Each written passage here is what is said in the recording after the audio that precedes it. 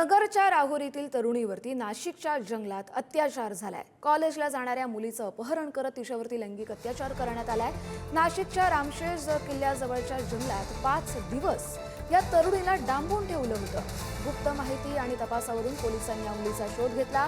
तरुणीवरती अत्याचार करणाऱ्या 3 आरोपींना पोलिसांनी अटक केली आणि पॉक्सो कायद्याअंतर्गत त्यांच्यावरती गुन्हा देखील नोंदवलेला आहे। 13 फेब्रुवारीला सकाळी जवळपास 9 वाजताच्या सुमारास संबंधित मुलगी कॉलेजला जाते असं सांगून घरातून निघाली, मात्र ती परत आलीच नाही। याबाबत पालकांनी राहुरी पोलीस ठाण्यात तक्रार नोंदवली होती। गुप्त माहिती आणि तपासादरम्यान मुलगी नाशिक जिल्ह्यात असल्याची माहिती मिळाली।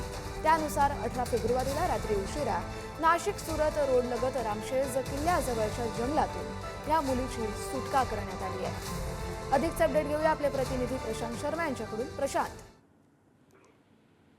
राहुरी तालुक्यातील एका गावातील जी मुलगी आहे ती 13 फेब्रुवारीला सकाळी 9च्या सुमारास कॉलेजला गेली होती। मात्र कॉलेजला गेल्यानंतर तिचं काही युवकांनी जे आहे ते अपहरण केल्याची बाब समोर आली होती। त्याचा जी तक्रार आहे ती आईवडिलांनी राहुरी पोलीस स्टेशनला दाखल केली होती।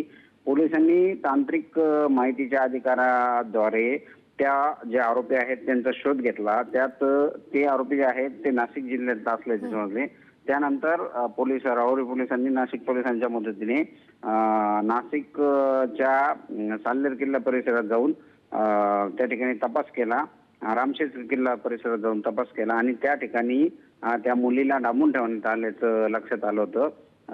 त्यानंतर त्या मुलीची त्या ठिकाणी सुटका करण्यात आलेली आहे आणि त्या मुलीला आता पालकांच्या स्वाधीन केलेला आहे।